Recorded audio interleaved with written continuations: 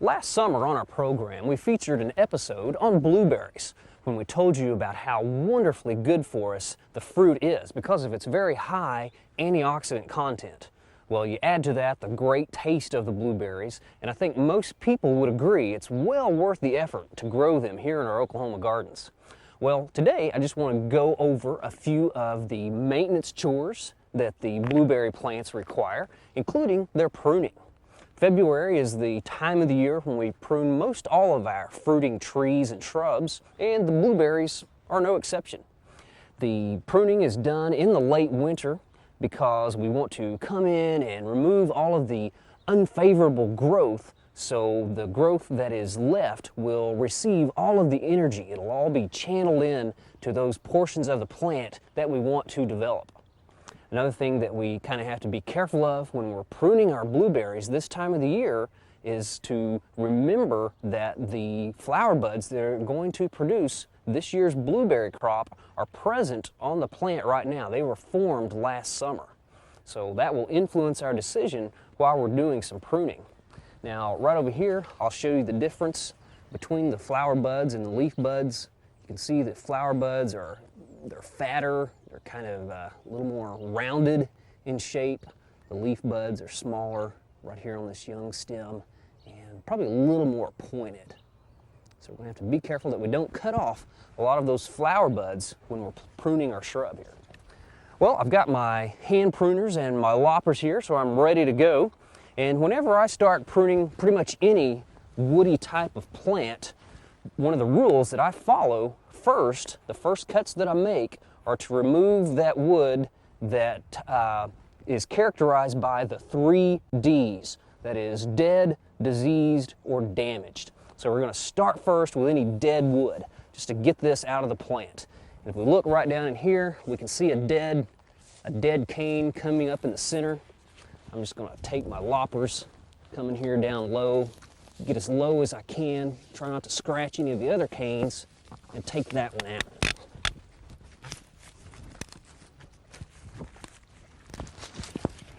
And it's not uncommon to have dead wood in our trees and shrub. It's pretty common in nature. As the plants grow, the lower limbs or those inner limbs get shaded out, so they end up dying. So we'll take out all of that dead wood.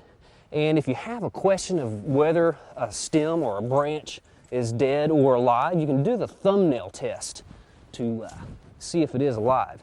We can just take our thumbnail and come up and scratch gently on the branch, and it's really making a small wound, and we can see that green cambium layer underneath there. That lets us know that the branch is alive. Now on the dead wood, of course, you can scratch and you never end up with anything green. It's just hard and brown pretty much. Well, the second D in our 3 Ds is, of course, the diseased wood. And as I look at this blueberry plant, I don't really see any disease. If we were to see any cankers or any lesions on any of the stems, we would definitely want to cut that out of the plant. And if you do suspect that you have some disease, you will want to take a 10% bleach solution and dip your cutting tools into that bleach solution after every cut so you don't spread that around to any more of the plant. Well, luckily I don't see any of those dead spots, so then we go on to any damaged wood. And I know that we do have damaged wood on our blueberry shrub because last year when these were loaded down with the blueberries, we had a woodchuck or a raccoon or something come in here and climb up in our plant eating the blueberries, and you can see it broke this limb right here. I think it did a few others in here as well. Well, I'm going to come in with my hand pruners, get as close to this other branch as I can, and cut that away. Try not to leave any kind of a nub, and I'm kind of hiding the cut, going all the way back to that next branch. Make a nice clean cut, so that'll seal over very quickly. And we get these damaged branches, the dead branches out of here because we don't want to leave any doors open for any disease pathogens getting into the plant. The next type of wood that I'm going to remove from our blueberry shrub here are any of the weak branches. Now, if we look at this branch right here, we can see that it does have some dead portions. Still has a few buds, but they're not very many, and they're very small. Well, this is a weak branch, and if we look down here at the base, I think we can see why it is weak. You can see there's an old wound from several years ago. Perhaps a rabbit came in here and did some nibbling on this branch and left this huge scar. It just never has healed over, and the result is a weak branch. So I'm going to come in and cut that out. We don't want any energy going to that part of the plant. We want the energy going to those vigorous, healthy shoots and healthy portions of the plant. So we'll just work this out here. So we've got the dead, the diseased, the damaged, and we're also taking out the weak wood.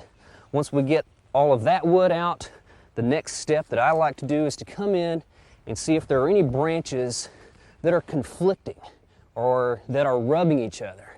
And we've got a good example of it right here. You can see these branches are growing into each other, they're rubbing each other, and they're already starting to create some injuries where they're scraping the bark away. So we want to take out one of those. And I'm going to take this one out because it is growing back toward the center part of the plant. So we take out all the conflicting growth or the rubbing branches, and it's also a good idea to take out any branches that are growing inward toward the interior of the plant. We've got one right here that's growing up in that way. We'll take that one out later on. Right over here we've got a little bit more conflicting growth. We'll probably need to come in, take this one out down at the base of this stem. Now, if you look at some of these branches that I'm talking about removing, you can see that there are just a lot of buds. There are a lot of flower buds on these branches. So what we're going to do this year, we're going to wait until after the plant is finished fruiting and we've come out here and we've harvested all those blueberries. Then we're going to come out and thin these branches. We'll thin them. We'll also kind of head them back a little bit, make the plant a little bit smaller, just kind of some touch-up pruning. And we don't want the blueberry plant to get much taller than this right here either, or we'll have to reach to pick the fruit. So after this fruits, we'll come in, we'll cut these back and make sure that the branches are facing outwards, they're not conflicting anywhere, and we'll have a better producing area or a more fruitful bearing area to our blueberry shrub. Now, one other thing I want to prune down here is at the base of the plant. You can see we've got a stem right here that's kind of shooting off on its own. We'll come in and take that out because it's a good idea to have the base of the plant somewhat narrow. That way you can work mulch up toward the base of the plant. You can get in here to pull weeds or spray weeds. So you pretty much want to have a narrow base to your plant. Now, you don't want to cut the plant into a strict V shape, because if you do that, you would eliminate a lot of these sort of cascading branches that have a lot of the flowering and fruiting buds on them. Well, we could do a little bit more thinning to this plant. You really want to have about 6 to 10 healthy stems coming up out of the center of the plant. You want good air circulation, and you don't want them to be too crowded. You want enough light to get into the center of the plant. Again, kind of make sure that the branches are sort of growing toward the outside. Well, if you're planning on buying some blueberries this year, there are a few things that you need to know before you buy those and plant them in your garden, which is going to be coming up real soon. You could plant those in your garden very soon here in Oklahoma. The high bush type blueberries and the southern high bush are the types that perform the best in Oklahoma. And if you buy some of those, even though they are self-fruiting or self-fertile, you'd want to get a couple of varieties so that they will cross-pollinate and you'll have better production in that way. Now, when you plant them in your yard, you want to make sure you select a site that has full sun. Blueberries like an acidic soil. A pH of 4.5 to 5.5 is the range they perform the best in. And also, when you mulch your plants, use a mulching material that will help the soil become more acidic. Like we've got these pine needles here. As they break down, they naturally will cause the soil to be more acidic. Since over-fertilization can actually kill your blueberries, we don't recommend that you fertilize them unless you've had a soil test. And if a soil test shows that you need to do some fertilization, be sure and use a fertilizer that will produce an acidic soil, something like ammonium sulfate or ammonium nitrate. This particular blueberry that we have is the variety called Blueberry, and it's performed very well for us here in our gardens throughout the year. We've gotten lots of blueberries off this plant. We're going to be planting a few other varieties here in the next day or so. Well, we've got a little bit more pruning to do on this shrub to get it cleaned up, get out some more of these crossing branches, these growing toward the interior part of the plant. We'll get that really cleaned up. Again, if you're going to be planting blueberries this year, you're going to have to be patient. Blueberries shouldn't be allowed to fruit until they've been in the ground about 3 or 4 seasons. So if you have flowers develop, just go out and I know it's going to be painful, but just rub those flowers off the plant. Let them get their roots established for the first few years.